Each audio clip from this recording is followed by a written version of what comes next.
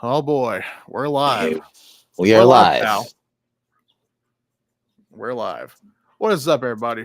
It's me and Trey doing a review for WrestleMania. Cream could not be here because, well, he's gay and has AIDS, so he's on his way to the hospital, and it may not look too well. He's looking like Freddie Mercury on his last days. If you know, you know. Anyway, let's get to the chat. Well, you know what? Before we get to the chat, Trey, what you been up to? I enjoyed Mania Week. We're gonna go off later on, and in the words of The Rock, we're gonna drop some gospel on his bald head candy ass. Anyway, Yeah. We'll get into them. Anyways, let's bring up chat for a minute. We got Lethal Lightning. what up, Lethal? I didn't really like this WrestleMania. Yeah, that was a lot of people on that one. Let's see here. Also, the Raw after was very very better. Or, I'm sorry, way better. Excuse me. Yeah, I agree with that. It Energy was. Yeah, the energy was definitely there for the Raw after WrestleMania. I don't know what it was for WrestleMania. Well, we'll get into it, but it did not feel like WrestleMania. It felt just like a regular PLE to me. Especially night one. Especially night night one one. Oh, night one. Night one was such a drag, dude. Oh my god. But yeah, we'll get into it. We got Gravy D in the chat. What's up, Gravy? Talking about Dwayne the Soft Johnson. Yeah. Well, we will. Yeah. We will. I've been kind of waiting for this all. Oh shit! Sorry, not that. Okay. Yeah, not that. Sorry about that. Join the Discord, share, and subscribe. Yeah, what Trey said. We're on a whole new different platform. We're not using StreamYard. We're using Restream, and I do not like this shit whatsoever. So this will be a one-time. This will be a one and done thing. Just like Maz's mom on a one-night stand. Anyways, Trey, you ready to get started on WrestleMania? Yeah, let's go. All right, I'm ready. So the first match tonight was Jey Uso versus Gunther, and dude, that fucking match. Just for like a spoiler alert, Bobby Roode was the agent or producer for that match, and man, I don't know what the fuck they were thinking, but that match was just terrible. I hated it. If it wasn't for Charlotte and Tiffany, this would be the worst match for me. Just the finish alone was so stupid. It's like we get these promos for all these weeks, and by the way, it took Jey Uso 5 weeks to come out with a good promo before the go home show to actually cut a good fucking decent promo. That wasn't the same shit. Good was I don't even think it was good. I'm sorry, it was okay, but you compare to the last. Yeah, my back's against the wall, Oos. You know, they don't believe me, Oos. And his last. Yeah, they don't believe me. Like, I'm gonna go. I'm gonna go to church. And I'm gonna pray to God for the man I become. And what happened during the match? We got a collar and elbow tie up, not a fight. A collar and elbow tie up, dude. Literally, you beat you bloodied the guy's brother. He's bleeding like a stuffed pig. You literally just beat the piss out of him, but you're gonna collar and elbow tie up with this guy. What the fuck are we thinking? That's the same match to me as Shane Douglas versus one of the Pitbull number 2, I believe, at the first ECW pay-per-view. It's like, this guy's done so much shit to you, but you're going to do a collar and elbow tie-up to him. What the fuck are we doing? That was. I don't know if you remember this match. Triple H and Randy from 25. Same problem. Why are you trying to collar elbow? This nigga DDT'd your wife. You should be trying to kill him. Same thing with this match. In the finish between Gunther and Jey. What the actual fuck? Why did Gunther tap out? In 2 seconds. In 2 fucking seconds. Or say like, oh, he protected his own finish. No. It should. No. He should not have made him tap out. He should have just beat him straight up. If he's gonna beat him, just do that. That's not protecting his move. Did Kurt Angle ever tap out to the ankle lock? No. It's just, I don't know. This, you know, like we said, I don't hate Jey Uso as a person, but as a singles guy, I don't give a fuck what the guy does. No. I have not liked this Jey Uso No. for a while. I liked Jey when he was the right-hand man, but it seems like that Jey Uso died Yeah. 2-3 years ago. Now we got Yeet Uso. And the only good promo he has cut is the one where he told like Braun Breaker, I'm gonna dog walk your ass. We have not had a promo like that not since. At all. It's just it was a total disconnect for me. I don't think Gunther should have lost. I would have been really happy if Gunther would just shit can Jey Uso and retain the championship. Yep. That would have been great for me, but he should have. It's better because you can't have Gunther 2 years in a row lose to the underdog. You're telling me he doubted the guy twice? Twice? Are you what's fucking really serious? To me is now we're gonna get Pat McAfee versus Gunther, which I got nothing against Pat McAfee. Oh, but it's like, so what's the logic right here? So Gunther's going to get like his confidence back and beating up Pat, and then he's on challenge like maybe Goldberg comes back and challenges him or something. It's like, God, come on. You know what? I would have rather just did Gunther and Goldberg at Mania. I'm looking back. You know what? We should never have whined about that match. I would have taken that because at least Gunther would have won. On the press scrum after the pay-per-view, and he's like, yeah, Jey Uso's like, he's selling people merch and everything in between. He's like, he's over. Everyone wants to, yeet with them. I'm like, okay, well, hold on. Wrestling fans sometimes are not the most intelligent people. I mean, you mean to tell me I'm not trying to be political here, but there's also people saying there was Joe Biden won by 70 million fucking votes or whatever the fucking bullshit. There's not a whole lot of smart people. So people like Jey Uso, good for them. But I do question your mental capacity. I'm just gonna say it. But anyway. I'm with Mara. We don't need feel good wins all the time. Yeah. Triple H won at 16, if you remember that. Randy won at 24 when he was a heel. I mean, I hate to say it. I was saying this going into Mania. If Cena was going to win, I guess they needed their feel-good moment. But I agree. We don't need them all the time. There's nothing wrong with heels winning. It makes Gunther look retarded. You're doubted somebody and lost.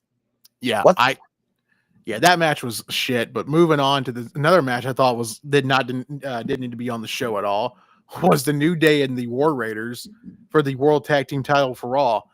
That match did nothing for me. I didn't care. Good for the Viking Raiders to get their first WrestleMania match on the card. Good for them. But this match should have been taking place on Raw. No one would cared. No one fucking cared. And also, the New Day turn has sucked. It has been a flop, and it's not all of them. I agree. Putting them in like the LWO vortex didn't help, and they probably should have immediately won the tag titles. I think this should have happened 3 months ago. But I'm also think it's part of their fault because you see what Cena's doing right now. Why aren't the New Day learning from that? No, we're just gonna be boring assholes. Well, then you go in there my thing is the special WrestleMania entrance. I don't know why they didn't use the Raiders big torch thing in the top of the platform up there in the stadium, because that's what they do for the Raiders games. Literally, it lights up, and it's not like LED or nothing. It's actual fire, literal fire. So I don't know why they didn't just use that. That would have been a cool entrance, I thought. But it is what it is. But New Day regains the World Tag Team titles, and I think they're 13th time tag champions now or something like that. It's up there with them. Whatever. Basically, that was my piss match. Okay, I'm gonna go take a piss. I don't really care. Yeah. I came back. Yeah, I agree with Mara. That TLC match last night should have been the main event, or it should have been here instead. But and I think that was all the people involved. Okay, well, we couldn't make it to the main show, but we're going to show you why we should have been on the main show and should have been on the main card. But moving on from that one, we had Jade Cargill and Naomi. This match was okay. It was okay. Yeah, Jade won. Yeah. There were some cool spots in the match. I thought it was kind of cool how she lifted her up and turned her into a powerbomb. But she got her win. She got her comeuppance there for a minute. But I guess they're going to be continuing this feud. They'll probably stretch us out until maybe after Backlash, maybe whenever Bianca comes back. Yeah. And then we got the other match. We have LA Knight defending the United States Championship against Jacob Fatu for the title. The match wasn't bad. I will say I thought it was kind of funny how LA Knight couldn't drive his own car down to the fucking ramp. I thought that was kind of funny. That was weird. What was the car again? Was it a Maserati? Was that what it was? Something like that. Yeah, And it's probably a Maserati. stick, Yeah. so maybe he couldn't drive stick, which, hey, I can't fault the guy. I can't drive a stick either. I fucking suck doing that. But yeah, Jacob, I think the right guy won here. Jacob won the title. Yep. No solo interference. Yeah, it was nice. The match, I thought the midair BFT was cool. I'm Yeah, like, oh, yeah. okay, we can be creative with the Yeah, BFT now. he I'm hit like, that all right. moonsault, and all of a sudden he just turned into the BFT. That place went nuts when that happened. The crowd was definitely up for that one. But LA Knight needs to go to Raw, go to that world title scene. It's time. Oh, yeah, I agree with that.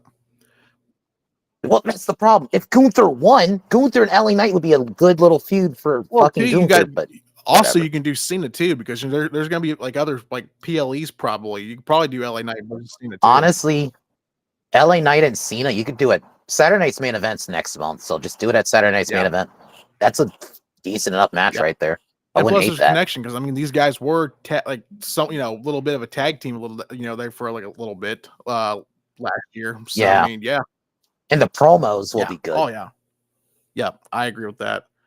Then the next match of the night was El Grande Americano against Rey Fenix.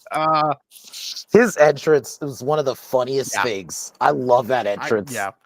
I will say I did have some discrepancies in that match because it didn't make no sense to me.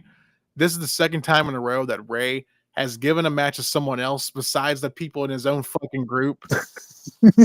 Dragon Lee's over like, man, here I am getting signed. Thought I was gonna be pushed to the moon, and here I am. Like, I can't even get a fucking like impromptu match at WrestleMania. It's given to Rey Fenix. It's like, oh, good lord. Is he gonna turn heel too? Like probably, but you know what? Honestly, in storyline wise, I can't fault these people because Rey's been doing no, I can't. Yeah, like at some point, Rey, it's your fault, man. It gets to a point you get turned on, you deserve I don't understand. It's 2025. I don't know why we have the dumb baby face, right? Just making these stupid decisions. Like, I can trust everybody. Everyone's my friend. And when they turn on me, it's like, why did you hit me with that? Why'd you turn on? You know, it's just like, this is stupid, man. It's stupid, bro. It's fucking stupid. The match was good. Hot take, I think this should have been the match anyway. It should have always been Rey Fenix. Yeah. In my mind, just because I love Rey. But did Rey really need this match?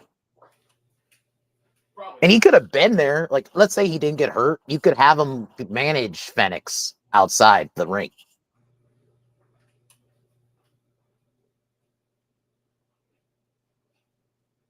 But I don't know. I mean, the match didn't go too long. It was short. Yeah, sorry about that, Trey. My mic died for a minute. I don't know what happened. But yeah, the match was short, though. It wasn't too long. Yeah, I thought it was kind of funny. Like, everyone online was complaining, saying, oh my God, Rey Fenix is buried already. It's like, it was an impromptu match. It wasn't, it wasn't advertised to be that. It's just, it's one of those things. El Grande was always winning. He was going to beat Rey. Let's be real. He was always going to win. It's the same thing with Randy. We'll get that tonight too, but they were always going to win. And we talked about that on in the Discord when we talked about that. If they're going to do this whole unmasking thing, it's probably going to take place in the AAA Mexico match. Yeah, but I don't want it going longer than that. I like the El Grande character, but I don't want this going into like SummerSlam. No. I think they'll do it like a mask versus mask match with somebody, and then the mask will be taken off. It's like, oh my God, Chad Gable. He's been trained as a Mexican. But Chad Gable got to win at Mania. I'm happy about that. Chad Gable got to win at Mania. So same here. Then we got probably one of the matches that people thought was going to be good. I thought it was going to be decent, but boy, was I disappointed. It's Tiffany Stratton defending the women's championship against Charlotte Flair. Oh boy. Bruh, this match was a bore. It was botchy. It was slow. It was Jesus. Bad. The way they were just waiting to do their spots at times. I'm like, it was bad, dude. Yeah, it was bad. Oh god, yeah, I forgot about that too. Let me get my right there. Going back to the AAA show. Yeah, just Oh yeah, Del Rio. Yeah, because he's a AAA champion, right? Yeah. I I don't know how to feel about that, honestly. Honestly, you know what I think happens? Vikingo will probably just beat him. Yeah, probably.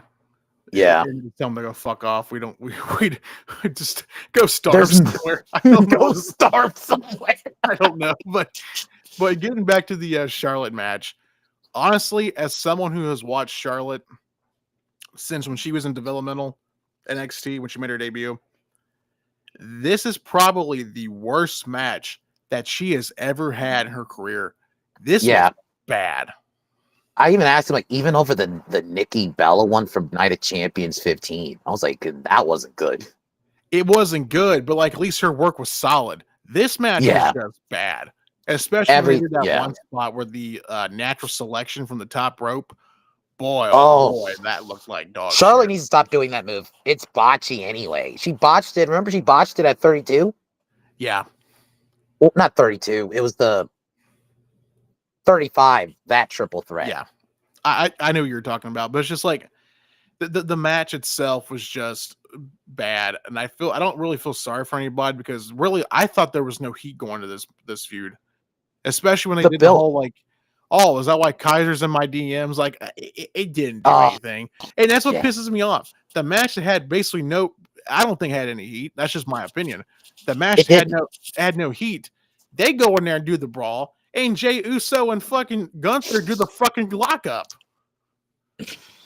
I know, it makes no sense. Make sense, dude. The only positive I have, it's not even a positive, it's kind of, I like Tiffany's entrance with the Barbie shit. That was kind of cool. Yeah. That was decent. But that was When that's my only positive though, that's sad. Mara, I thought Mara was going with hold on. This one right here. I thought you were going with the old guy in the wheelchair. He's like, that dyke can play. Like that whole match, man. I mean, the build up, 0-3, the promos were bad. And I'm not against bringing real life heat. Obviously, I love Matt Hardy and Edge, and I love Bret and Shawn. So I'm okay with it. But you got to be good.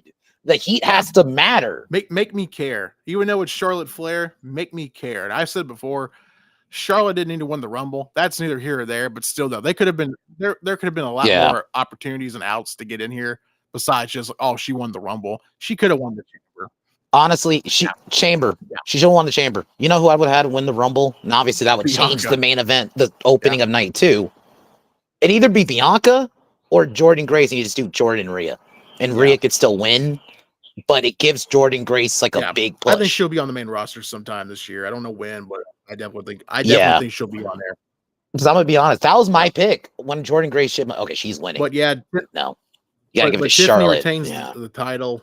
Just some things in my head. I thought the figure 4 spot when they did on the outside of the ring post, like how they always like drag the person at the ring post and try to do the figure 4 like Bret Hart used to do.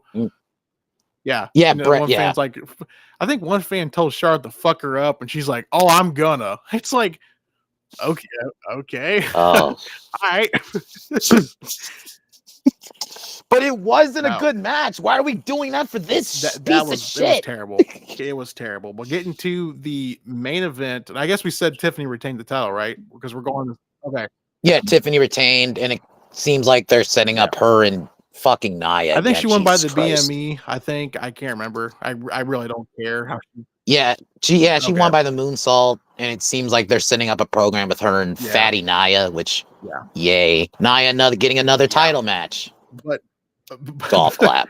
But going on to the match of the night, in my opinion, for both nights, for night 1 and night 2, it's probably my match of the year. Triple threat. CM Punk versus Seth Rollins versus Roman Reigns in a triple threat. This match was really good. A lot of people online was saying like, "Oh, it only got good at the end." I disagree. That match was good. They're high. You're fucking high. This match was good all around. I love CM Punk coming out with like this fire burns a little bit, but going in a cult. That was great. him doing like his old promo, coming out with Heyman, which brought me back to 2012 era. Yeah. Seth Rollins and living. Living Seth Color Rollins was great. entrance. I don't know what Seth was going for. I was kind of confused. I was lost too. I'm like, what? I thought the power went out when the lights went out. From like, did the power go out? Huh. Well, usually when AEW does this, someone's making their debut. So I'm like, oh fuck. But yeah, that the entrance is good. Roman, just want to say for like physique wise, this is probably the best shape that Roman's ever been. He looked Roman was a tank, dude. He was huge. I'm like, God damn, Roman, you built up for this match. And him coming out with like the Samoans on the top was kind of cool. Showing his family tree of his dad, his uncle, his bloodline. Yeah, that was cool. But I like you said about Punk's entrance. I really like that entrance. I thought it was really cool how they had like the instrumental version of on the piano playing "This Fire Burns." I thought it was pretty cool. And then Living Color still has it, man. I'm gonna be honest. Their live performance here was better than 29.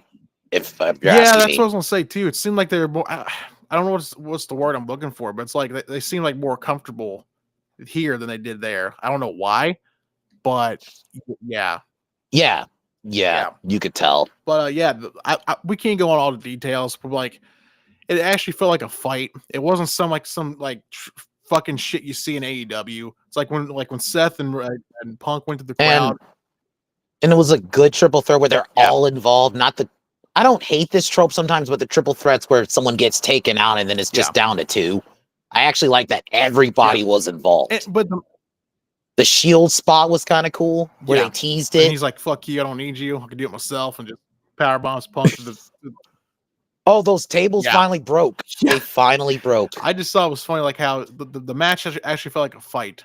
It didn't feel like predetermined. It didn't feel like, all right, you hit me over here and I'll hit you over there. You know, when Punk and Seth went to the crowd, they didn't do that stupid like fight walk shit. They actually fought into the crowd. That was refreshing. Yep. And then the suplex. It felt Attitude Era-ish kind of because Punk was using not Punk, but Rollins was using like trash cans. I was like, oh, on the outside, it's like an concrete, and looked like it fucked them both up. And then all of a sudden, Roman just jumps over the barricade like nothing, and that was great. That was great. But the match itself, I loved it. Especially the whole Paul Heyman element, and I called it. Yes, I told everyone, man, this would be great if Paul joins with Seth. I wasn't for it at first because I was just like, why would he? Because in my mind, this would have been a better pairing back in 14 and 15 when Seth first went heel. You know what I mean? Yeah. Because I didn't feel like Seth needed a mouthpiece, but obviously with what happened on Raw, I'm okay with it now. But right. Yeah, I loved it. I like how Paul was just having he was going on to his he slid the chair into. Yeah, he slid the chair to Punk, and he's like, Roman's like, "You piece of shit," and he's like, "I'm sorry, he's my friend." I was like, "What the?" Fuck? I laughed when Paul was saying his shit. He gave Punk the chair, but I knew the ball shot was coming. I'm like, "Oh fuck, you're gonna hit him in the balls, aren't you?" And there it was. Yeah. And then Roman's up there just laughing and smiling away like a. One thing I like though this time around with the Heyman turn, because if I don't know if anyone remembers, Heyman turned on Punk once before. Back in 2013 to set up his feud with Lesnar. I like that this time around you could at least at the moment it seemed like Heyman didn't want to do it. Yeah, he didn't want to do it. It hurt him doing it. Yeah, that's why he said, "You made me choose. You made me choose between you and my tribal chief." And then you're like, I like how he's on his hands and knees like praying to him. He's like, give the chair to a silver platter to Roman, and he's just like, beat him. And as soon as he takes the chair of his hand, Paul stands up and is just smiling away. Yeah, and just. Roman's just wearing out Punk with that chair. Then he turns me around and is like, "Look, it's Seth. It's the Shield all over again." And then, he's about to go do that. And Paul just nuts Roman. And look, everyone's been talking about it. Heyman got a lot. He got the freaking island, the tree, the palm trees, and he got the fucking sand. He got all of it. Okay. He was all up in that shit. Heyman sold that when he low blowed Punk, Roman, and then he gave Rollins the chair. I was like, that was a great visual because Seth didn't even turn around. He just stood there with his hand out, and he just puts it right in his hands. I'm like, that's great. That's great. I think the only thing that's going to hurt, because this is supposed to be a heel turn, I think Seth's going to have to play it as a tweener because the crowd's not turning on him right now. Give him some more heat. Let him do something more vicious. Yeah, they didn't. Yeah, he needs to do something else because they didn't boo him. They were doing his "oh" chant the whole night when he was walking out. I mean, that was the Raw. Then even on Raw, because I think on Raw he was high-fiving people. Yeah. I was like, what? Yeah, there's gonna be people like what is it like? There's gonna be the sympathizers, from the crowd to Seth. Like, oh, I understand why you did what you did, but yeah, I just loved everything. And plus, Punk got his WrestleMania moment. He got his WrestleMania main event. Mm-hmm. You could tell how happy he was. Yeah, he was happy. He was ecstatic, even though he lost, which is not going to hurt him. And that's why I hear people say he needed to win. No. Like, no. When you're that over like fucking Roman and these guys, wins and losses do matter, but not in this case. Rollins actually kind of needed the win because Rollins has been losing a lot. Let's be real. He's been losing a lot. So I think Rollins kind of needed this. Yeah. Seth should endorse Real American beer. Jack. Good Lord. I'll get him some heat. No, let him get between the Israel and Palestine stuff since he's with the Jew. That'd be getting some heat. Dude, Heyman, I'm just side point. When Heyman on Pat McAfee show this week was killing me, dude. This was like old school ECW Heyman, unfiltered. And then, of course, he got the whiners on Twitter crying about the deportation line. This is heel Paul Heyman. Yeah. This is ECW Paul Heyman. If you're not used to it, fucking. I mean, Paul took a shot at their own people at ESPN. He took a shot at Shannon Sharp with the whole, grape allegation with the 21-year-old. Yep, he called fucking Michael Cole a whore, essentially. Yeah. When he's like, yeah, how much is Seth paying you? He's like, oh, $1 less than what you were doing when you were JR's lackey. I was like, damn. I was like, holy shit, bro. He even put Pat on blast about his weed. I was like, God damn. Yeah. Paul doesn't care. And that one guy running his mouth and running his trap in the crowd. He's like, just be like your daughter. Stop opening your mouth. I was like, when he told that one guy, I'm only doing it to piss you off, not everyone else, just you. Yep. I'm not the one gonna probably get deported. I was like, holy shit. Yeah, this Heyman is, I love it. I'm in. ESPN was like calling Bob Iger, Bobby, we got a problem here. The house's mouse is not going to be, they're not going to be happy, but don't be wrong. I enjoyed Wise Man Heyman, but I kind of needed this side of Heyman again for a while. Yeah. It reminds me a lot of his WCW stuff. Paul, when he was Paulie Dangerously. Yep.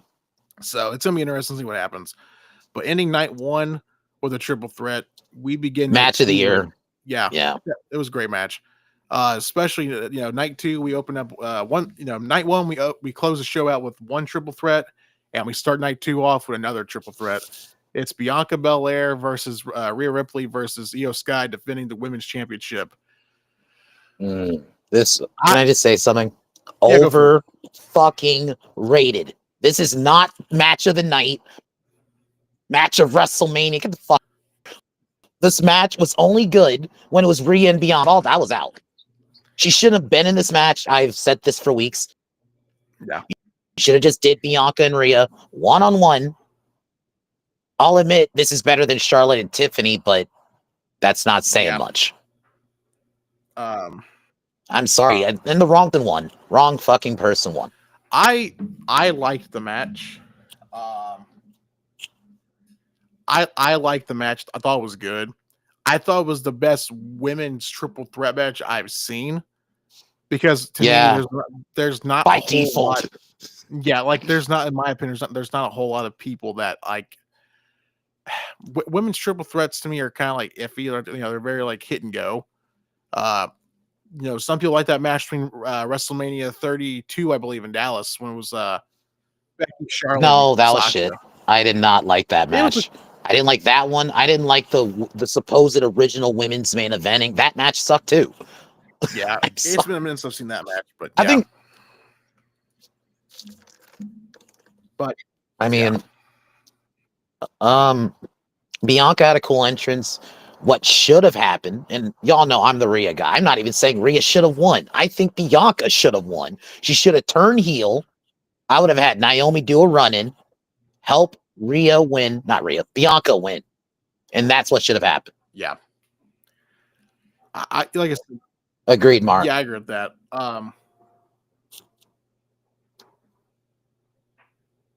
Yeah, I like Io's champ. Yeah, I don't mind Io Sky. I like Io. I think she's great in the ring. I really enjoy her work. Like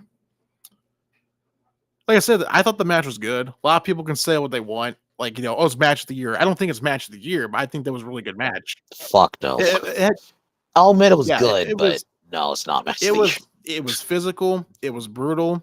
It had a cool finish. I thought the finish was great. Bianca hits her finish on Rhea, and then Io Sky hits her freaking finish on Bianca, and both of them, and she pins Bianca and to end the quote unquote undefeated streak, right? Because I think she was like 4. What was she like 4-0? Singles competition. 4-0. Like she was like 4-1 because she won that. She lost that battle royal. Yeah. Like, well, how's a battle royal? Like, I don't know. You cannot battle royal, but all right. I think what frustrates me is they were clearly building up to a Bianca heel turn. Yeah. And you just did. And I'm sorry. I'm with Mara. I actually want a champion that I can actually understand what the fuck they're saying. Sorry. Do not care how racist it sounds. I actually like being able to a champion that can carry a goddamn story. We have seen this twice now. Bailey had to carry the feud last year. Pretty much Bianca and Rhea had to carry the feud this year. And then some people are saying, oh, you can do Io and like Asuka. Oh, that's gonna be good. 2 people I barely can understand. Yeah. Yeah. We'll see what they do. Who knows what they do for the backlash? I'll admit, Io and Stephanie Vaquer from Raw was good. I will, if I want to praise Io, I'll praise that. That was good. I got 2 very good reasons why that match was good, but I'll keep that to myself. Yes, same. Getting back to the match or the show, we got Drew McIntyre versus Damian Priest in a Sin City Street Fight, I believe it was called. Surprisingly, this was good. I'll be honest. I still think Drew should have had something bigger, but this was not a bad match, and the right guy won. I think honestly, that might have been match of the night for me. Not because they're dudes, but just in general. Like I thought it was a better match than night 2. No, like I said, night 1 was very. For night 2. Is this your night 2 match of the night? But for me, like if objectively, I think that Punk and those guys were the actual best match in the entire overall match of the night for both nights. I thought it was great. If we're going for night 2, the Fatal 4-Way, which we'll get to, that's probably mine. That too. That was good. The match of McIntyre and Drew, or excuse me, Priest. I really didn't care who won. I like both performers, so it's like one of those things. Like, okay, it's a catch-22. Whoever wins. Yeah. But it was really physical, though. It was really physical. The one spot where they did with the double underhook DDT on the steps. Whew. Yeah. Oh, yeah. I was like, I kind of wanted that to be the finish. There was a part of me. I like the actual finish, but I would have been fine if that was the finish. Same here. I understand why they did the whole Claymore to the chair. I was like, okay, I get it. But like, if you hit objectively, if you DDT someone on steps, they should be done. That's all. It's done. Yeah, they're done, dude. You're knocked out. You're incapacitated. But yeah, Drew won the match. That was that match. And I think the other match came up after that match was the Fatal 4-Way between Dominic Mysterio, Finn, Penta, and Braun Breaker defending the Intercontinental Championship. Yep. That match. Mm-hmm. Yeah, it's the Fatal 4-Way. That match was crazy, dude. That freaking spot. Yeah, go for it. I thought the match was going to be good. I didn't think it was going to be that good. Yeah. That was. Oof. Yeah, dude. Braun's freaking spear through the one table to the other. That was a pretty lengthy jump to hit the spear. And he did it like no problem whatsoever. The dude's a fucking freak. Yeah, you know what? I'm okay with Braun losing because he does need to move on up, and he did, which we'll get to later. But it's time for him to move up to that main event scene. You know what I mean? Yeah. And that's why I think we'll cover it a little bit after this. But yeah, like the whole Seth thing, I think this is going to elevate Braun to be the world champion. Oh yeah, this is. I'll just spoil it. This is going to be like the Triple H Batista thing, if y'all remember that. Yeah, But getting back to the match, I think the right person won this match. I think the right person took the pin.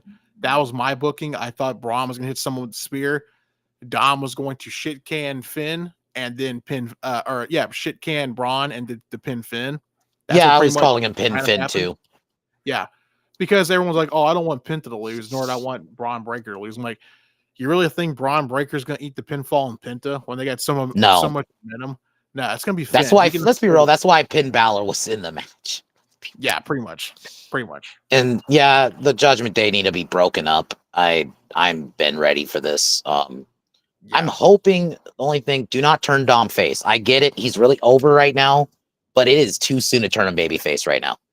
Yeah. And like Mara said, this is definitely setting up between Finn getting kicked out of the group. Yeah. Have Finn get kicked out and Finn be a baby face. He's been heel long enough. You know what I mean? Yeah. And it'd be too, it's like, oh, I guess I didn't say this with Jacob. I don't want them turning Jacob face either. I get it. They're over. But you can have them be the cool heels though. You know? Yeah. I totally get what you're coming from. I think the next match of the night was Logan Paul and AJ Styles, right? No, Randy Orton and Joe Hendry. Okay, well, spoilers. Yeah. Well, yeah. A lot of people had a problem with the Joe Hendry Randy Orton match. Okay. People can say what they want. They said Joe Hendry got buried. If being buried means wrestling a guy like Randy Orton, who's a fucking future Hall of Famer, you're at WrestleMania in front of 60,000 people, which what was the total for both nights? 124,000 some odd change people. Yeah, something like that. Yeah, and we'll talk about that too because I want to talk about the whole woman flopping, about the whole she said Austin ran into her at the barricade. God. Yeah. Anyway, yeah. If that means getting buried, then bury me all day long. I wrestled a guy like Randy Orton. Joe talked about it on Busted Open. He doesn't think he was buried. And I was talking about this behind the scenes. How many viewers do you think TNA got this? Yeah. They were even hyping it up on Impact. They were showing people reacting to the moment with Hendry. And guys, a lot of people don't know this. Hendry is hurt right now. Yeah. And he has a pay-per-view match tomorrow on Rebellion. That's partially why probably the match wasn't uber long. And I'm just going to say it. I like Joe Hendry. He's not a 20-minute classic wrestler. He just isn't. Yeah, Joe's not one of those guys where like he's going to give you like a wrestling classic. He's like a Jey Uso, right?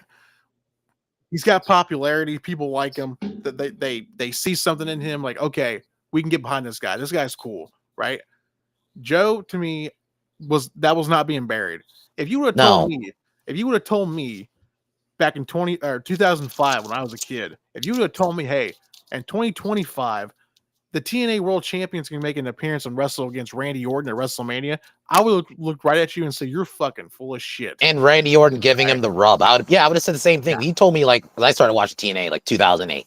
Oh, yeah. Trey, there's gonna be the TNA and WWE gonna have a deal, and then their world champion's gonna be at WrestleMania facing Randy Orton, and Randy Orton's giving him the rub. I would have said the same thing. You're fucking lying. Yep. I'm like, Vince wouldn't allow this. No, hell no. And that's the thing too. People was like, "Oh, Joe Hendry should have gone over on Randy." No, because two things. Number one, he didn't need the win. Randy was always winning. Yeah, he was always winning. Because Randy's not coming to TNA to wrestle against Joe Hendry for the title. No. Let's be real about that one. Second of all, Joe did a lot of good for the TNA brand and did it for himself, because we all know when his deal's up with TNA, which is he's going to WWE. Exactly. He's coming. And I don't even think he's going to NXT. Oh, and he's got an NXT title match too, by the way, guys. Just to need to announce that. But yeah, he's buried. Yeah. I don't believe in Joe Hendry. Well, you can get the fuck on out of here with that negativity around here, pal. And let's be real. Randy was always winning because now they've announced it. Randy's facing. Yeah. He was always winning this WrestleMania. He was probably going to originally punt Kevin Owens. And here's another thing too. The what was I gonna say? I just totally lost my train of thought. Shit, I pulled a Biden. Yeah, WWE is not going to put over Joe Hendry against their own guy. If you don't work for the company, they're not going to put you. No. They're not going to let you get over on. And better because a lot of people are like, "Oh, it should have been Alistair or Rusev just so they could lose to Randy." Yeah, I actually think that would harm them more. Yep, I agree with Joe that. Hendry's an outsider, and if Randy's doing this world title match with Cena, he beat a world champion, so sense. Yep. We'll get back to the show. Randy wins, but I love the finish. I like how he did his spin. And like he just like turned around, like everyone's like, I believe in Joe Hendry. He turned right around, right into the RKO. I love that shot. I thought that was great. All right, I thought that was great. Randy shakes his hand, blah blah blah. He's like, you got something, and all of a sudden he gives him another RKO, just like, hey, welcome to the club. You know what I mean? Like, it's like Austin. If you get stunned by Austin, hey, badge of honor, right? Yeah. But speaking about Austin. And not just once, twice. And speaking about Austin, I think that he was the next segment up. Stone Cold Steve Austin. I don't know if he was drinking too much of his own broken stall beers. I don't know what happened. I don't know if this whole four-wheeler was a whole new thing for him, like a different model that he's used to. I don't know, but something was up. But I will say one thing. I'm not a lawyer, so I'm just saying this allegedly so I don't get sued. People like, you never know who sees this kind of stuff, right? I kind of feel that woman in the barricade, she flopped. She did not get hit. She did not get hit. She wanted it. She saw a way to get money. I'm just gonna say it. Yeah. And unfortunately, this was a bad omen because let's be real, we all thought Austin was gonna come out at the main event like last year. I did too. Yep. But then he came out here. I'm like, oh, okay. I guess he's not gonna. Yeah. Last Toxic Male, Stone Cold Steve Austin driver. He ain't drinking that shit. He's gonna be drinking his own beer. I don't drink beer. I don't drink, but I'm pretty sure Austin's beer will probably kick real American beer's ass. Yeah. Oh yeah. I've never had it, but an IPA, so it's like that fancy shit. Yeah. So it probably kicks Hogan's beer's ass. Hogan beer, it's like think Bud Light, basically. Yeah. So it's Temu Bud Light. So there you go. But I did think it was hilarious that Nick Khan got out of his position to go talk to the woman. It was like, are you okay? At least he was there consulting her. But still, he's probably like, I don't want a lawsuit. Yeah. So it's like, what can we do to shut you up? Because know. And plus, she might go to court and try to say, like, oh, I have proof. But also, there's other people, other videos, and you can clearly see she didn't get hit. She was a good 15 seconds until after Austin hit the barricade. Like it was very, like shame, know what you're doing. You know what I mean, kind of thing. But yeah. Yeah. Austin's promo was good. I thought that was hilarious. Yeah. I did think it was funny that with the Hall of Fame when they brought everyone on stage. It was weird to see not Lex Luger there. Apparently, some people said he had another commitment with WrestleCon. Then he had another commitment to his church. He had like a sermon because it was Easter Sunday. I don't know what is the truth, but that was kind of weird. But I did laugh one thing when Triple H was the last guy and he's going to shake everyone's hand. And Brett just totally is like, oh God. He's like, I don't want to deal with you right now. Yeah, Brett. I love Brett. Man, his hatred for certain people just he can't hide it at all. Well, Austin didn't look too happy either. Austin didn't look too happy. He was like standing there with Brett, like Triple H is the last guy to come out. He's like, you gotta be kidding me, man. I'm Stone Cold Steve Austin. I look like a jabron out here. What the hell? Dude, that's probably what it was. Austin was like, why didn't I get my own entrance? Dude, I'm Stone Cold. I don't know. But speaking about the Hall of Fame, we're gonna move on after this. Hall of Fame should take place on Thursday. Let it be done. Yes. You can do it you can start at like 7:00, whatever the case may be. Have plenty of time. People can rest up between SmackDown or pre-record it. Yeah. And I said before and I say it again. I hate wrestling fans when they go to the Hall of Fame because they try to upstage everybody. And it's just like, let the guy talk. It's like Lex Luger when he was trying to walk. No one stood up for Luger from walking from his chair to the podium. And it's like, if you guys know the story, it's like, that's a great thing. You know what I mean? Yeah. And I'll be honest, that video where Cody announced he was getting it was really like heartwarming. Yeah. and nobody stood up for the guy. I was like, wow, you guys are real pieces of crap, in my opinion. That's just like whatever. But Michelle McCool had the worst. But she had the worst Hall of Fame speech I've ever heard. I didn't hear it, so oh boy, it was bad. Trey, she basically stole Undertaker's speech from a couple years ago. Oh wow. Yeah, it was just like you can be anything you want to be, you can do what you want, and I'm just like, I can't wait till this is over. This is crap, man. Victoria should have been before Michelle McCool. Just gonna say that. Yeah, it's just, good lord. And besides, Triple H had the longest, the longest one too. I was like, it was like an hour and 7 minutes. But I mean, to be fair, I think Triple H deserved it because we're tired of his vignettes leading up to Mania. But Triple H impact on the business is important. Two of your favorite, like, let's be real, a lot of people love Rock Austin. They would not be great baby faces without Triple H. I want Mick Foley. I'll throw him in there. Yeah, speaking about Mick Foley, everyone else is wearing a suit and tie and everything between, like looking all nice. Mick Foley dresses up in flannel and tie dye. Fucking Foley. God. With his daughter. I was like, this is one reason why I can't stand you. I can't stand Mick Foley. I think he's a freaking never mind.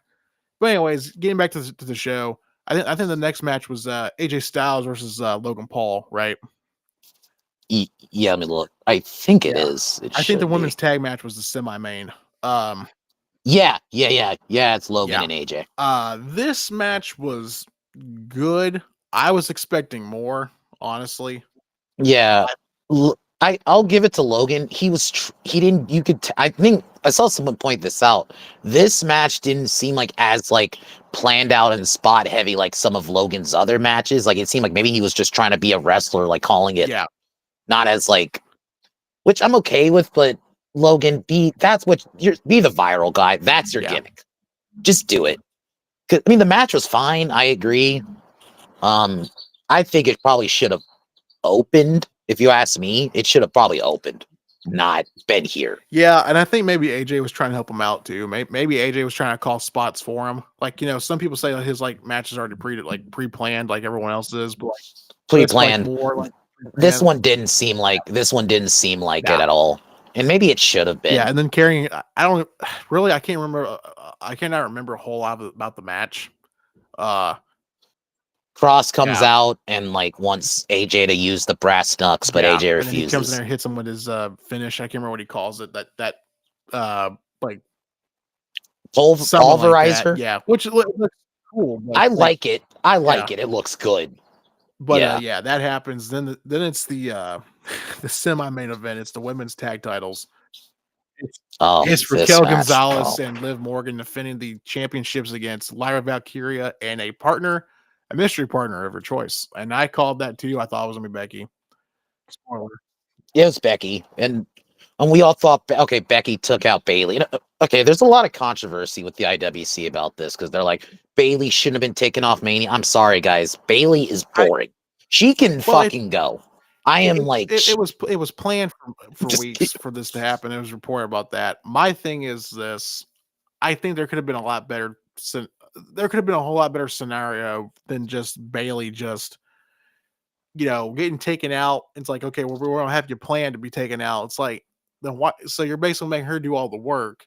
Why someone like Becky just comes in and gets the WrestleMania match? This should have been. Maybe it should have just been. Oh, because I guess we could just jump ahead. What happened on Raw the next night? Becky turns heel on Lyra. Why didn't this just happen at Mania? Yeah. Which that's why I told I could not watch it because I had internet issues. I had to take care of that. My friend called and he's like, Becky just turned on her. I'm like, I kind of figured that's what the plan was. That they were going to win the tag titles, then they lose. I didn't think they're going to lose the next night on Raw, but yeah, I thought Backlash. Yeah, maybe. I thought Becky was going to be challenging for the women's IC championship anyway. So it's like all right, whatever. At least it gets Lyra to something to do, and it gives Becky to try to elevate someone else. And it's an actual feud now, so it's like, okay, it's more than the women's Bay Leno. But but Becky and Lyra win the match. They win. It was an okay match. I was like, yeah, it was their match on Raw was better. It's Liv Definitely, I'll say. I don't care. Literally, I don't.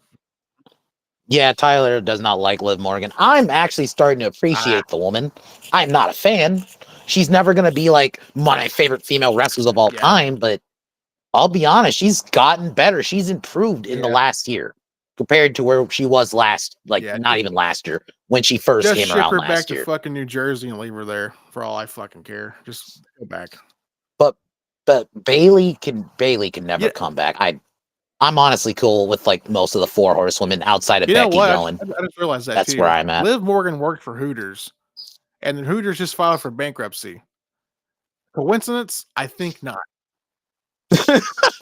I'm just saying. It's I don't know. I don't know. Someone's up there, but yeah.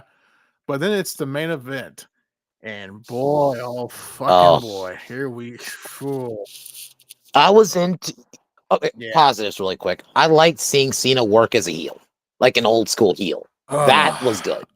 I'm gonna tell y'all right now. To me, this was the worst, and that's saying something because we said Charlotte and Tiffany was the worst match. This match was the worst match I have ever seen for a WrestleMania main event or a match at WrestleMania. This match was garbage. Oh my God. I don't know if I go that far because Miz and Cena still exist. But again, at least common denominator, Trey. At least it had The Rock. At least it had The Rock in that finish. I mean, is this worse than Yokozuna and Brett or Yokozuna Hogan, whatever you want to call it, from WrestleMania 9? The Brett and Yoko match was actually pretty good. It was the one that Hogan came in and pulled a that don't work for me, brother, and came in the title out of nowhere, brother. Yeah, I don't even consider that a match. Yeah. I don't know what you even consider that, but yeah, just like that happened. But I'm just gonna go ahead and say it. I do not agree with Dave Meltzer at all, but I agree with Meltzer on one thing. This match was a star. This match sucked. I was fine with it because I like seeing Cena work heel because that's actually the part I was wanting to see. I think, and I guess we'll tie this in with The Rock. If they knew Rock wasn't going to be there, I would have just had no run-in. I would have just had Cena straight up beat Cody. But I just want to point something out. When Cena, first of all, Cena did the same thing he did always. Call spots from. Cena, stop doing that, Sean. Love you, but you got to stop that. Yeah, stop that. I heard every spot was going to happen before it even happened. I was like, here we fucking go. And here's another thing too. Apparently, it said Bobby Roode produced that match too. But here's the thing: if Cena's calling spots in the ring, why did he not trust Cody enough in the match to do something better? Because Cody was having good matches when he was champion for the past year. So he's gonna know what happens, what works and what doesn't. So it's like I don't know why the hell we got Cena calling the entire match too, and then Bobby Roode doing the producing. It was bad. And the things I hated the most in that match is when Cena was doing the freaking kicks. His kicks looked like shit. Yeah, some of them were missing. It was bad. The way he was kicking looked like a friggin' old 64 game. Like the way he was kicking. Go back and watch it. It was terrible. And then when he did the whole punch sequence with Cody, and then he grabbed his hands like the double axe handle and started banging on Cody's chest like he was trying to give him CPR. I was like, this looks like shit. Honestly, a couple things with that match. I didn't mind the match itself, but like I said, I've always felt like this would have been the perfect finish. You have, the finish with Cena hitting Cody with the title. Do that. Cody's busted open, and Cena hits the STF and makes Cody pass out, not tap out, but like pass out, a la WrestleMania 13. I don't want to talk about the STF. He applied that move again to Cody in that match, and Cody could have fit both his arms through that freaking that little hole he had right there with Cena's arms. It was terrible, man. This whole thing is, God, yeah. I guess we'll get to Travis Scott we'll get comes to out. that string being black motherfucker. We'll get to that piece of shit. What else That's happened? pretty much I like Cena's entrance. I like the all white, black and white. I actually Cody's thought that entrance is weird. I don't know why the hell we had motocross and we had like a freaking cheap rip off of the Iron Man. Yeah, that was, I don't know what they were going for there. I'm like, what? What is like? I definitely agree, Mara. It was mid. That's how I feel about the match. It was mid. I think it was until one of the worst matches of WrestleMania, and that's saying something for me. That match sucked. I went, and I'm not just saying this like, oh, I watched it once, like I'm done. I went back and watched that match twice to see if am I being too hard on this match? And no, I am vindicated. This match looked like it belonged on watching Dynamite. It was that bad. It was that bad. Yeah. Fucking Travis Scott comes out and takes 20 years. Oh. Yeah. What sucked is when he came out, let's be real, we all thought The Rock was going to come out after him. We'll talk about that too in a minute. But we all did. We all thought The Rock was coming out. We thought he was going to do his thing. But, I think Cena went for a pinfall and Cody kicked out. And all of a sudden, one of the most anticlimactic things ever happened. You hear this shitty ass rap music from this little string being, buggy whipped arm, piece of shit Travis Scott with his rip off of the hardcore title, which looks like dog shit anyways. But he was like so proud of being like having the championship over his shoulder, like he was like The Rock with his fucking made up belt. This whole thing is just dog shit. He came into the ring, Cena's like he stood there on the apron. Cena's like grabbing his arm, like he's the man. It's like fuck off, dude. And then he told Travis Scott, because of course I can hear him calling spots. Stay here, stay here. He stood there. Cody comes over, tries to hit him.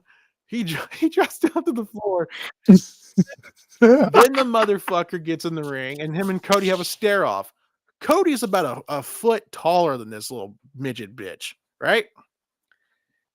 He's standing up to him, and Travis Scott's like smiling, like, okay, I know I'm gonna get my ass kicked. He tries to go for a punch. I think Cody turned into a crossroads position. And that crossroads is not and ref's out at this point because Travis pulled the ref out. That happens, and then Cody gives him one of the weakest fucking crossroads I've ever. It didn't even look like it did shit, and like Travis sold it like he fucking died. I was like, I mean, he's a rapper. I mean, that's all the retirement plans. That's what they do is die. But it's we had to wait a couple more years for that to happen. It ain't gonna happen.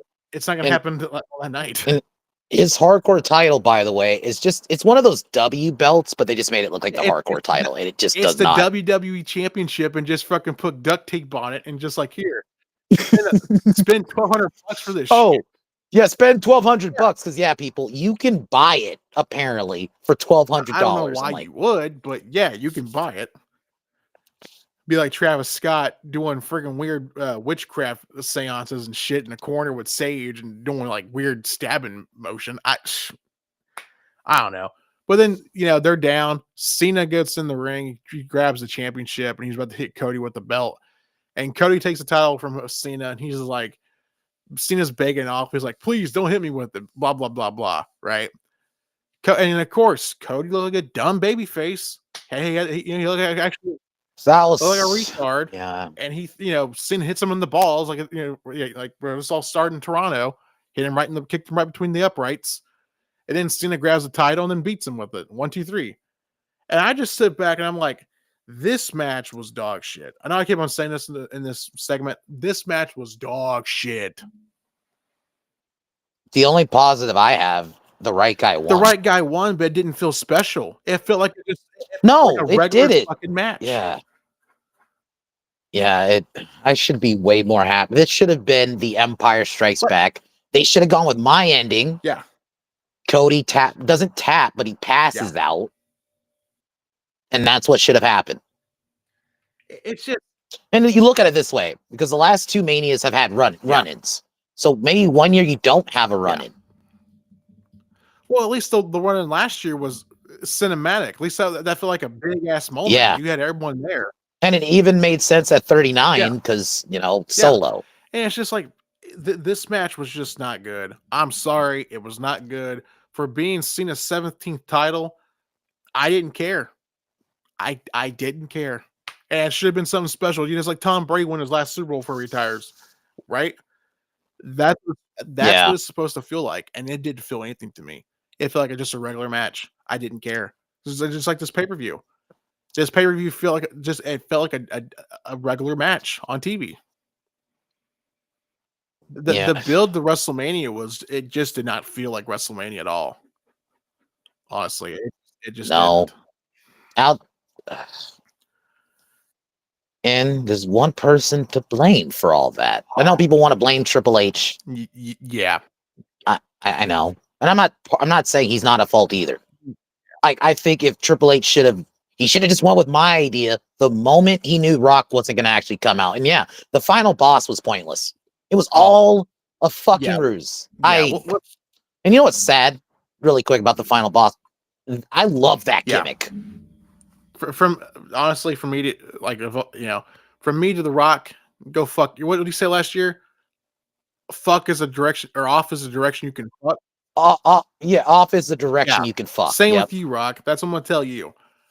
So let's get into it, okay? Let's get into this bald fuck. Yeah. The Rock. Oh, I'm trying to say. I'm about to say some gamer words, so I'm really trying hard not to say it right now. So that's why I'm trying to just calm down a little bit. The Rock is a phony piece of shit. Yeah, The Rock. The fact this motherfucker had the balls. Yes. He didn't show up on Raw, because I would have been mad if he showed up on Raw, but not at Mania. But at least he would have been on the show. No, he shows up on the fucking Pat McAfee show. Yeah. Are you fucking serious? And I think that was other people. I think that was Ari Emanuel. I think that was TKO saying, "Hey, look, we need you to do damage control, right? We need you to take care of this pronto." Because why do we do the whole final boss thing? And we'll talk about it. But it's like, what was the point of the final boss character? What was the point? Why did you come back 2 weeks before Elimination Chamber, and you did dick all? You did dick. Nothing. I just thought about this. You could have still did the Cena turn at Elimination Chamber without The Rock. Cena wins the chamber. Cody comes out. They have maybe a couple of words. They shake hands. Cena does the kick in the nuts. You do the same, hits him with the title, bloodies him, but it's just Cena. You know how much more that would have hit? And I would share my screen, but I would share my screen, but I can't do it. And really quick, you could tell John Cena had to pivot with his turn, because I think he was supposed to be like a corporate puppet kind of heel, but he saw Brock's bitch ass is in here, so I have to pivot and do I'm against the WWE universe. And I'll give it to John, he is making it work, but it really makes the whole Lethal. The final boss was done with Netflix. Pretty much. It's oh my god. The thing is with me is how you freaking told everyone is oh well, tickets wasn't doing good in Elimination Chamber, so that's why they called me to come into the move tickets. Did you not see the fucking pricing for that show? That's why people wasn't going, Rock, and they didn't freaking do it on half price to the day before or the day actual the pay-per-view, and they lowered them down to somewhat reasonable price. I think Cream said he was about to go to it. So here's this guy trying to take credit. Oh, if it wasn't for me, the house would have been sold out. Fuck you. No, it would have been sold out. And honestly, I would keep saying it. That Cena turn would have hit much better if he was alone.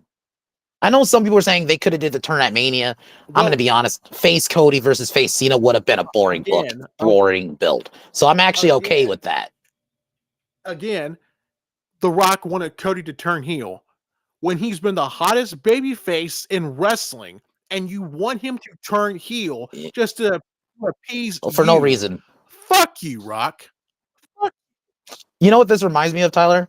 CM Punk 2012 when Vince did. Yeah.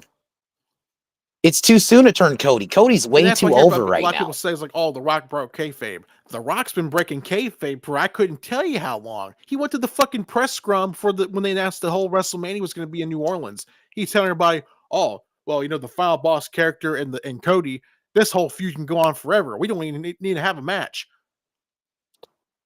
What the fuck? This bald fuck. He goes in the Pat McAfee show telling everybody, yeah, I called John and I called Cody and I told him after the Elimination Chamber, the final boss is, he's done. You guys don't need me. So go on. Then what was the point of you being in the whole fucking damn you stupid son of a bitch? Yeah, you bald fuck. You show up out of nowhere, cut a 45-minute promo that was boring as fuck about souls and going face and heel between like every 5 seconds. And then you come to elimination. Yeah, he tells everybody this too. Well, I said the whole soul thing, but it wasn't a little thing. It's like, we he's like, I'm pretty sure down the line, Cody will sell me his soul. And it's like, what are you talking about? Are you on fucking crack? What are you fucking... Yeah, what crack are you smoking and talking about the soul was literally... What was the point of the soul story? What was the fucking point? Look, I said it last year and I'll say it again because this was before we did the podcast. We didn't do the podcast till June or July last year. I told everyone that will listen, the only reason why The Rock came back to wrestling is because, number one, it was starting to get big again. It was starting to get a boom, right? He came back because of two things. He wanted to fuck over Cody for the main event spot at WrestleMania last year to fight Roman for the world title, right? Second, he came back. He made more money in one night coming back to WWE than he did in his entire fucking Hollywood career. Because but strangely, Tyler, remember when he came back? What was the reason? Because a certain DC movie that he did bombed fucking hard. Yep. Every movie the only thing he's actually made successful has been Moana. I think Moana. Yeah, Moana. That's him. That's him. Not counting Fast and the Furious because those are ensemble movies. The Rock's doing movies here called Skyscraper or freaking whatever the fucking shit was, the Twin Towers. Yeah, Rampage. Skyscraper. And fucking Red One, which was a piece of shit too. That bombed last year. The Pat McAfee show. I liked the matches. The work rate was great, but there were some things I would have done differently. Oh, dude, I lost my shit when he said them. There's some things that could have been like your bald fucking ass being there. You fuck. You didn't even have to do anything. You could have just had your music hit, distract Cody, and Cena wins. And then he's like talking about the whole, I would have done things differently. This is what The Rock tries to do. He tried to take over DC before James Gunn took over. Try to book that shit. That didn't go nowhere. The hierarchy of the DC world's gonna change. Remember that? That didn't do dick all. And now now it looks like he's trying to become the booker for the WWE. Well, I have a little news flash for Dwayne. If you're going to be the fucking booker, you actually got to be there every fucking week to make sure the show goes right. You can't be doing fucking be a satellite or your little bitch boy Brian Gewirtz over there milking your fucking balls all day long. Dude, how many people booked at the Royal Rumble this year? Rock coming back at 31, me included. Yep. We all booked on fuck over Roman, and that's how we get the Roman match. No. Yep. He's like, yeah, well, the final boss character is done right now. They don't need me. What? So, what do you mean we don't? Why were you at Elimination Chamber? And then he tells people, which had me dying. I watched the entire show. He's like, I watched both nights on my couch. I know the finishes. I wanted to see how we got there. What? Okay. If you're not going to be there, a part of the show, and you're saying, and he told everyone, I'm trying to watch it as a fan. If you're trying to watch it as a fan, you have an idea in your mind, like when you go watch a movie, like you think about, someone's like going to happen this here and that, right? Yeah. If you're an executive and you're supposed to be a fan, why do you want to know what the finishes are? Wouldn't you be genuinely surprised? Yeah. Vince was there all the time. Like Vince or not, he was there. Yeah. Hell, the fact that John Cena had to pivot his whole turn, because let's be real, I said this earlier, John Cena was not supposed to play this I hate the fans character. I bet you that was not the original plan. How many scenarios in my head the night after WrestleMania, I was like, okay, you're going to have The Rock give Cena the spinner belt. No, none of that fucking happened. We were all thinking, Rock's going to form this new corporation. A lot of people were thinking Seth Rollins was going to join. They had all these cool fucking fantasy bookings, and none of them happened because the bald fuck wasn't there. Yeah. the only thing you can tell about is that movie he's doing, the mafia movie in Hawaii. Which Oh yeah, honestly, with Scorsese. Yeah, honestly, I'm not gonna lie. I'm not like a retard. I had no idea there was actually mafia in Hawaii. Honestly, I had no idea. But still, though, it's just like he's more important. He's more worried about doing movies than he is about being a part of wrestling. And there's no one that can change our mind. And it's sad because the final boss, I said this last year, was his best role last year. It was actually cool seeing The Rock cut his old style promos, wear his old style clothes. I even loved the theme. It was his best work he's done in years. Yeah, since Hollywood Rock, if we're being honest. Honestly. And he tells everyone that, oh, wrestling's in my blood, wrestling's in my veins. You know, this is my thing. And you know, that's what he told her, you know, and I just want to point this out. He told people in that press scrum for the WrestleMania press scrum for New Orleans, I want people to go off script and not feel like they have to be cookie cutter. They can say what they want. And who was the one person that took him up on that offer? That was CM Punk. Yeah. And you can say what you want. People say, "Oh, they're friends in real life." They probably are, but he was probably work shooting that fucking promo. And everything he said, I truly do think he believes what he said. Yeah, and I'm not the biggest. I'm more of a Punk fan now, but there was a part like I didn't agree that I was never one that Punk was buried by The Rock in 2013. Looking back, The Rock screwed up a lot of storylines. Exactly. You want to know what? Like, let's be real. Part of the reason why Miz and Cena was so shit is we had to do the whole thing with The Rock to set up for 28. And now I look back at 28. Cena should have just won that, so we didn't have to have the shitty second match. The amount of storylines The Rock is fucked up, and especially within the last year.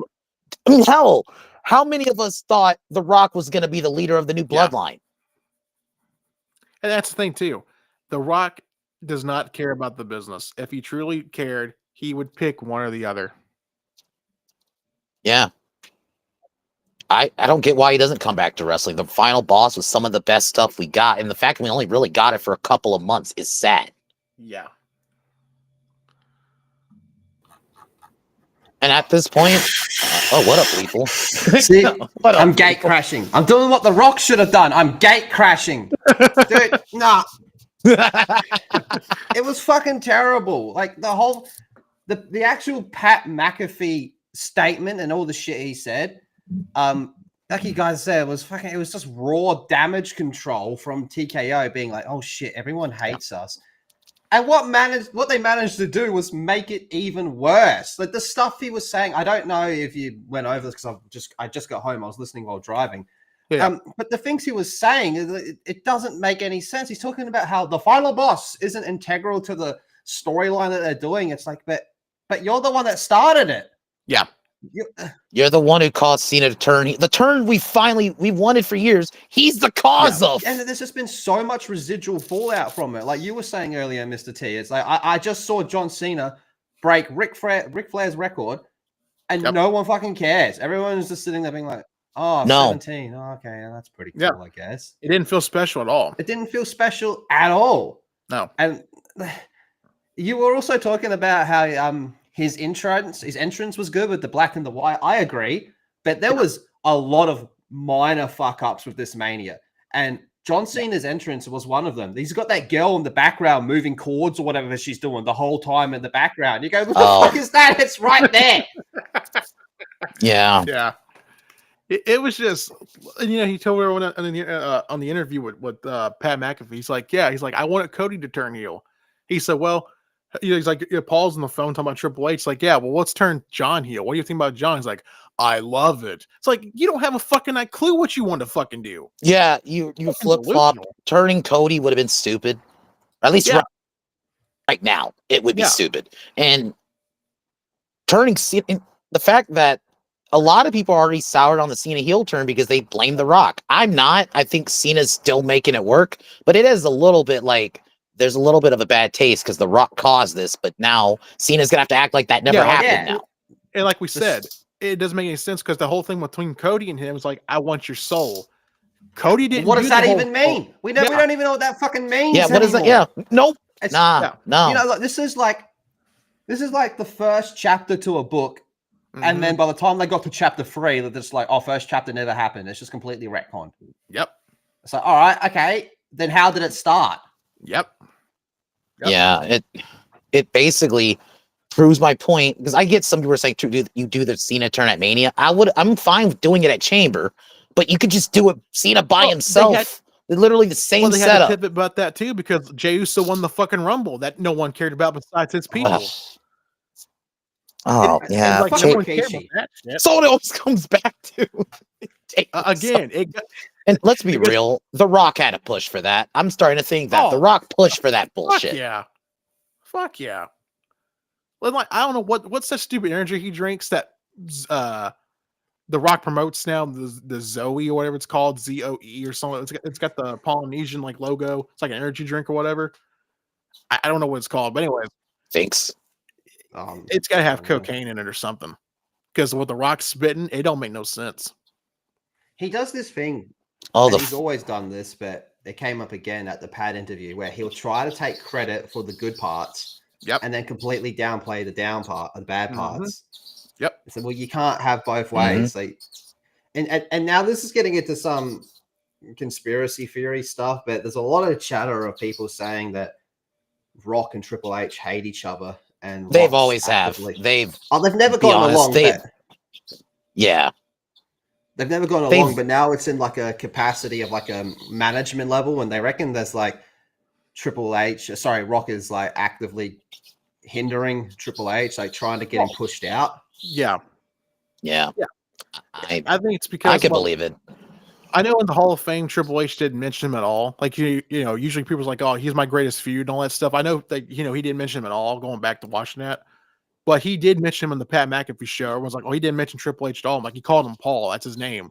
So, I mean, I don't know if they're either two things. Either they're working people to make them think they have heat with each other to get everyone talking, regardless if it's positive or negatively. People look what we're doing. We're talking about it right now. So it's like that might be a thing they want to do. But it wouldn't surprise me if The Rock wants to push Triple H out as Booker and he becomes the guy. And well, that's why you notice he threw the WWE writers under the bus, basically. And honestly, I think if he did become the Booker, he wouldn't be booking the shows. He would have Brian Gewirtz book the shows and then get the final okay from The Rock to greenlit it, because it's the same guy from last year. Remember what he told everyone last year? It was my idea. Let's not do Roman versus me. Let's do Cody versus Roman, and everyone wins. You're taking credit for something you fucked up. You fucked up last year's storyline. I saw someone say, and I don't know if I fully agree, but someone thinks that he's trying to sabotage Cody. It's definitely something. It looks like he's trying to stand back something. Even if it's inadvertently doing it, but it's definitely sabotaging him a little bit. Like 2 years in a row. Last year, okay, it worked. This year, but not even be there at the finish line. Speaking of the finish line, did you remember the part where they're talking about the actual finish? And he said he liked it. He just would have finessed it a little bit differently. Yeah. That's the most we would have done non-answer. Yeah. And I flipped my lid when I saw that, because I'm like, you mean like you being there, you bald fuck? And you got I like Pat McAfee, but he's just standing like a fucking mark, smiling and laughing. It was like, oh yeah, here's The Rock, the final boss. I have a bone to pick with Pat McAfee, and it's not really his fault, but him getting attacked by Gunther and all that, taking ages to walk up the stage, and then the next day he's giving interviews and shit. It's like, I thought that was stupid. They should have never did that interview or do that. Granted, I don't think they should have did that interview at all, but you push that like days later. Don't do it the next night after getting choked like that. Or you can just do something like, I was up all night, I couldn't sleep. I'm trying to get my win back. Even though that was last night, I'm trying to get my stuff back together. I've been up all night, so we're obligated to do this show by Disney and ESPN, so we have to, contractually obligated to do the show. I'm gonna give you all I got, but at least you could have done something with his voice, like have like a cough or something like that. A cough in sometimes go full Vince McMahon and put the neck brace on. Yeah. Do something, man. Yeah, kayfabe that shit. And you got The Rock, just like and he's like the big announcement. Yeah, he said me and Pat McAfee are gonna be teaming up with that new skincare product. What's it called? Poppy. Oh, fuck! What? This is what he's doing. Skincare, you bald fraud. You never come back. I'm at a point. The Rock's my second favorite wrestler of all time. I don't want to see him again after this. It's At a this shame point, because the final boss is really cool. Yeah. Up until Netflix. Yes. Up until Netflix. Yeah. That's my argument. If I had to list like my favorite Rock gimmicks, that might be my third favorite. Yeah, it was pretty good. Like, whipping Cody last year and shit. It's so wild, isn't it? In the contrast of last year. Like, I saw one post on Twitter where he had WrestleMania 40 and WrestleMania 41, the last 5 minutes playing together at the same time. Yep. You're like, what the fuck happened, man? Like, Yes. Like the most, Yeah, I did last not year- really like this Mania. Like, I know night 1 was pretty bad and night 2 had some good parts, but all in all, I don't think this was a good Mania. To me, the most interesting part was Stone Cold crashing his bike. That was the most interesting part of Mania. Yeah. Night 1 main event for me. That was good. That was good. But does it carry though? No. Like, no. This not in the second night, but like, if you're gonna say like that, to me, that's the best match of both nights. To me, I think that's the best match of both nights for me. I just did not like. We talked about the whole Cena match. The Cena match was dog shit. I hated that match with a passion. It was a dog. It's just, oh my god, Dwayne, man. Yeah, fuck off, Rock. Fuck off, Dewey. Cena should have just turned a chamber by himself. You literally could do the same fucking shit just without The Rock there. My question for you, Mr. Teague, is you really don't like the match. Do you think a good finish with drop Travis Scott, swap him with Rock, all that good stuff, do you think that would have saved it? I don't know. Because like I said, Cena's work it was just shit. And it's like, I don't know why he was calling spots when Cody's been working. Like, Cena's got the seniority, right? To call and do what he wants. Yeah. But the thing is, he should be like collaborating with Cody. Okay, what do you want to do now? And besides just him calling the entire match, it didn't work for me. His kicks when Cody was down and started kicking him, like trying to stop him like Stone Cold, that looked like shit. That looked like someone trying to spam the B button on the old Nintendo 64 or some shit, right? That's what it looked like. It was terrible. Then when he did the whole freaking like trade the punches, like 1, 2, boo, yeah, boo. And then when Cena just grabbed his hands, like did like the whole double axe handle and literally just started beating on his chest, like he was like giving like CPR. It's like this match is just dog shit, dude. And Cena looks terrible too. I don't care what anyone says. He's pale as a ghost. He's so pale he can be clear. Yeah. He's lost all of his muscle mass. And I know he's in Hollywood, so he's got like, someone look normal, I guess. It's just like this just not the whole WrestleMania did not feel like WrestleMania to me. It felt like a regular pay-per-view. And the match that I saw between Cena and Cody looked like it should have belonged on Dynamite. It was that bad. Some tells me Backlash is going to be basically Mania this year. Yeah, probably. Probably because fucking Dwayne's not going to interfere. Dwayne's not going to interfere. Cena and Orton. Seth's new group, which I'm really liking right now. Who's going to be the fourth? I want Drew. Or I saw some people say Ethan Page. I'm cool with that. But someone like that, not Carmelo Hayes, like the fucking IWC is trying to push. Theory. How about that?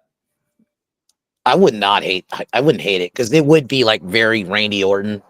It would just be Evolution 2.0, wouldn't it?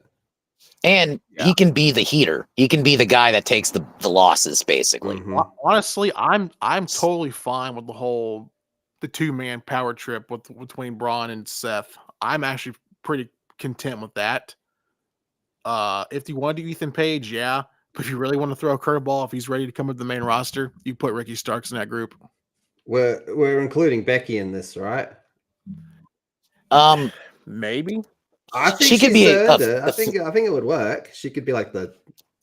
I wouldn't mind it. I mean, it'd be interesting. She's married to Seth. So, I mean, she's a heel now. She just turned heel, so it's gonna be interesting to see what they do. I wouldn't hate it. That was me and Trey's idea. Seth joins with The Rock, and Heyman joins with The Rock's group. They sell their soul to The Rock, and then that was my original pitch. I was gonna have Seth run in, curb stomps, and then Cody, they have, and that's the finish. Cena in the group, and then it's got to be Cody, or it's got to be Cody, Punk, Drew, or not Drew, Cody, Punk, Roman, right? And maybe Randy. You could throw Randy in there. Equation. It was going to be between those guys versus those guys. And then my pitch was that Cody wins the title again in December at the Madison Square Garden, because allegedly right now the pay-per-view is going to be called Ruthless Aggression at the Garden. Ooh, I like that. I like that. I don't know. And that's another thing too. If Cena loses the title at December, is The Rock going to finally grace us with his presence? Is he too? Is he not busy then just to do that? To show up for December at the Garden?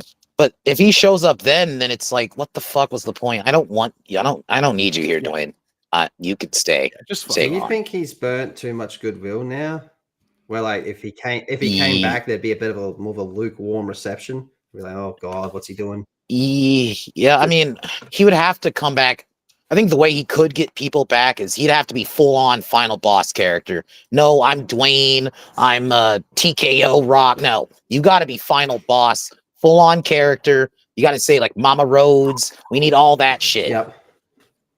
I think the hardcores, the hardcore fans, will boo the fuck out of him. Mm-hmm. But the normies, like his fans and the normies that don't watch wrestling, but they're like they know The Rock's a part of it, so that's why they watch. They'll go ape shit for him. But people they're gonna boo him. My opinion. We didn't even talk about what Rock said to Dave LaGreca. I don't really like Dave LaGreca, but shit. His response, it's a work, brother. I'm like, you did not just say it's a work. Shut the fuck up. Yeah. That's like a director saying, it's just a movie, bro. You go fuck yourself. Honestly, Triple H was doing the same thing the whole week.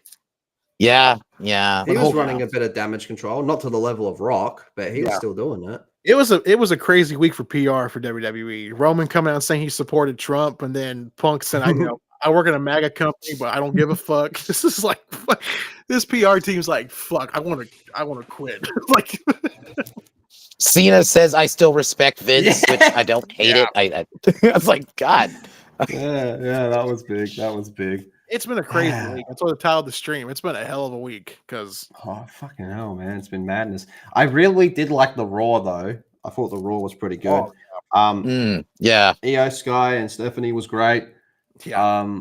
The Randy RKOing Cena, that was cool. That was pretty cool. And Cena saying shit before he got RKO. Yeah. That was funny. Do you think Cena's mic work for you, Mr. T, is enough to carry him, in your opinion, for his heel? Oh yeah, that's what Trey was talking about earlier. Yeah, as opposed to his in-ring. Yeah, definitely. His promos have been great. I have no problem with his promos. Yeah, but do you think it's enough to like offset the balance where it's like, all right, it's good enough that it carries his bad ring work? Yes and no. I do think that people can say what they want. I think Trey's still here. Yeah, I'm here. Bulldog man bitch is still here. Yeah. Everyone can say what they want because Cena said this in interviews too, and I saw it I've been seeing it for the past couple of years. He's losing a step. He's starting to get slower. He's starting to slow down. I think it's where all the years of abuse, his body's just breaking down. But yeah, I think Cena will try. He'll definitely try to offset his in-ring work with his mic skills because he can still talk. Cena can talk. Dude, his promo on SmackDown was really good. Yeah, I'm probably the best one. I'm a better parent than the actual parents. Fuck you. He's like, fuck your loser dad. I was like, God damn, John. I thought he was going to mention the Make-A-Wish kids. I'm like, are you going to mention these kids too? No, he wouldn't do that, would he? He couldn't. I don't know. And they teased him in Truth. I've been waiting for it. Him to beat up R-Truth. Is R-Truth going to become his Robin? I would not mind that. Low key, I would not. I would love it too.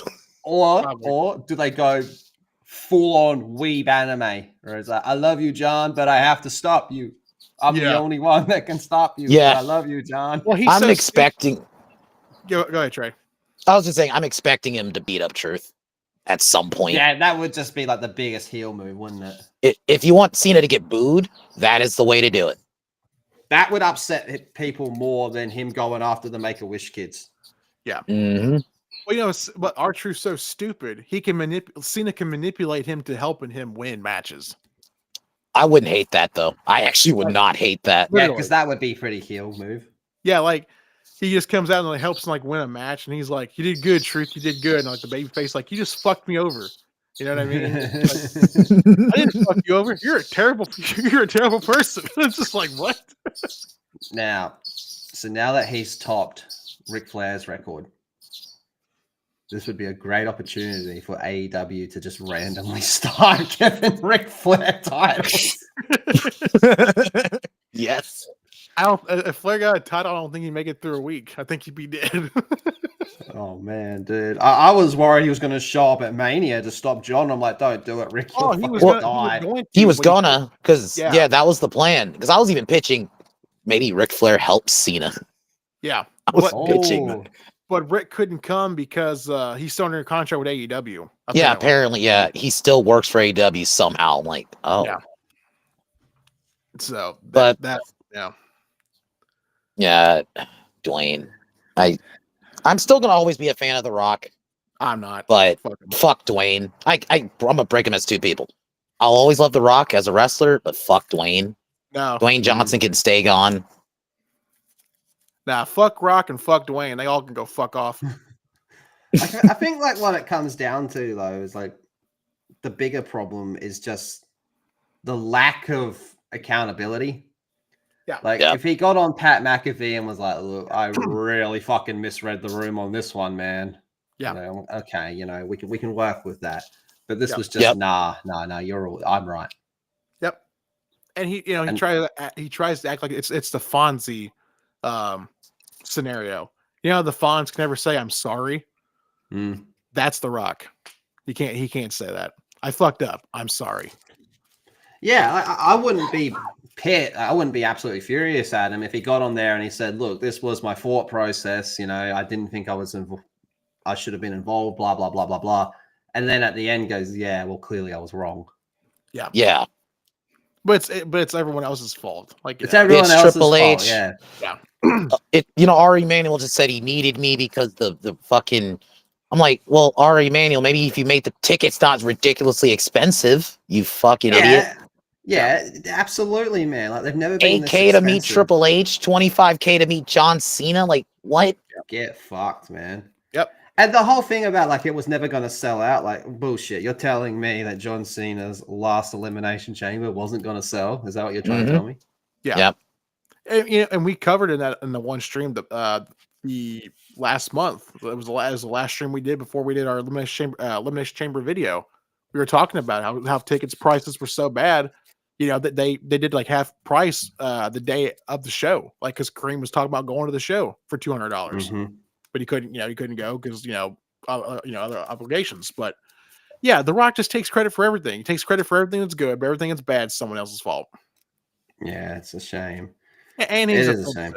And plus, it's a shame we only had pretty much the final boss for not even a year, really. No, like what, 6 months maybe. Well, I mean, altogether, he showed up in March of last year, right? Yeah, but March of last year, and he left after WrestleMania, right? Yep, after WrestleMania 40, came back at Bad Blood, but then never showed up again. And then he shows up on Raw on Netflix, and he's corporate Dwayne Rock. Like, and that's the other thing when he comes out and does the count like that. And it's like, oh shit, what is that? What does that mean? And then he's like, no, it doesn't mean anything.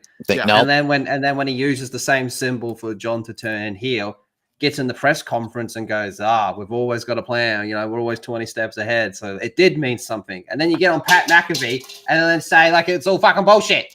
Yep. And that's Let The Rock take you on a journey. Remember he said that? Yeah, Remember that? All that. Yeah. On the Rock. Yeah. Let the Rock take you on a ride. Yeah. What ride, Rock? What ride? Where's the ride, Rock? Just like his sex life, there is no ride. Where is the fucking ride, Rock? You promised me a ride. Dude, he's a fucking idiot. Fuck Rock. Literally, just fuck him. I know some people online try to make the correlation between the three fingers, right? First it was Cody getting taken out by Rock. The second two were Roman and Punk with Paul. Nah. And I'm just like, no. That's one hell of a lead. If he showed up, if Seth Rollins showed up and cost Cody, okay. But that didn't fucking happen. So if it was Roman, that makes sense. But why would Punk be involved? Unless The Rock got offended about the promo But The Rock did the 3-finger thing at October at Bad Blood before Punk. Yeah. Said anything about that. Yeah, So it's like, Croc is shit, man. He's a bullshit artist. He is a bullshit artist, and He's turning into Hulk Hogan. I'm gonna say it. He's turning into Hulk Hogan. Yeah, I don't know if anyone's seen it like his show, Young Rock. He's telling everyone like, "Oh, my dad would lie for anything to get to hype anything up." I'm like, you're really starting to turn into your old man. And honestly, I can see why your dad didn't want you to get in wrestling anyway, because he knew what kind of a bitch you were. It's just, God. He's turning to Hulk Hogan, man. He's fuck Rock. Fuck him. I'm done talking about his bald ass. Just fuck him. Fuck Dwayne. Really done damage, man. Never come back. What did Seth Rollins say about CM Punk? You're a cancer. Stay away forever. That's where I'm at. That's where I'm at with The Rock. I don't care to ever see The Rock again ever in my life. I don't care. I hope his fucking movies flop. Honestly. Outside of old segments, like obviously I'll watch old Rock stuff, but yeah. Rock. I will take more brand new Rock if that means I don't have to listen to fucking It's Just Me Oos ever again. I hate that so much. Oh, man. dude, that song is so bad. I hate Jay. Yeah, and the way like it's like it's WWE's version of Brain Rot. Yeah. He doesn't cut promos. He comes out, he'll yeet for a bit, and before he starts talking, oh, let's do another yeet session. Oos, I'm like, you didn't say shit. What the fuck? Yeah. You have no idea how much I was praying that Sami Zayn was just going to headbutt him. That's what I wanted. I was like, Sammy, turn on this fucker. Turn on him. Yeah. Man. What do you think's going to happen with Solo? You think he's pretty much buried, or they got one more story with him? He's gonna turn on Jacob. Yeah. Or Jacob turns on him. I want Jacob turning on him. I don't want face Jacob. People want it. I don't. Solo, he hasn't been a face. We've never really seen a face Solo, so just do it. I mean, he was facing NXT, but I know you guys weren't watching. He was all right, but like Jacob fought too to me. He's like, he's just a beast. Yeah, and it makes sense. And he can have the story be Jacob turns on him because he's like, Solo, you haven't brought shit to the fucking tribe, bruh. Yeah. Yeah, and Jacob's just a beast. I love watching that dude. So what do you think? He's gonna take the control of the new bloodline then? Or that'd be the story. And the story could be Solo has to run to Roman for help. Because kind of like a la Frankenstein's monster kind of thing. You created the monster, but the monster turned on you. Yeah.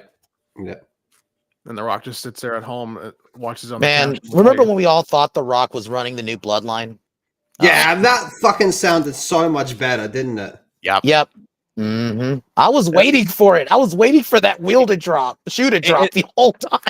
At least it would have made sense why Roman and The Rock are fighting with each other. Just was like, we're just because I thought that was going to be the setup, obviously, for Rock Roman this year. Was that? Yeah. It's all bad, man. Fuck The Rock. We said 6 times already, but fuck The Rock. I don't care what he does. I hope his new movie with Martin Scorsese fucking flops. Fuck him. No yeet. No yeet. No yeet use, but I think it's time to piss on the fire and call the dogs. What do y'all think?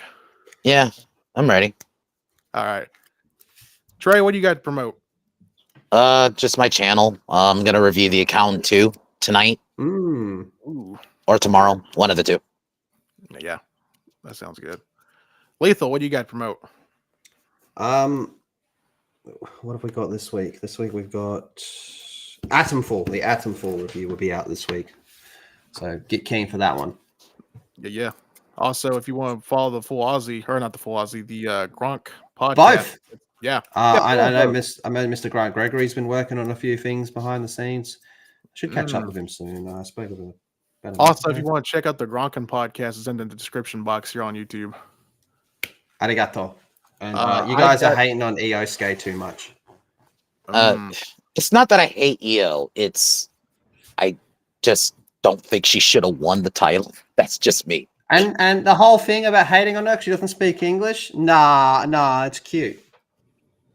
Well, I mean, you went to Japan, so you're used to those people. Yeah, I'm used to that. That's cute. I want Damage Control back. Yeah, I have Who knows where Kyrie Zane's at? I have no idea where she's at. Even though she's cleared, she's medically cleared to come back, but she's not. Kyrie Sane is fucking huge now. Have you seen pictures of her? She is yoked. She's like yoked now. She's yoked, is she? Yeah, she's pretty. Well, that means she can get powerful hand jobs. But anyways, I got nothing to promote.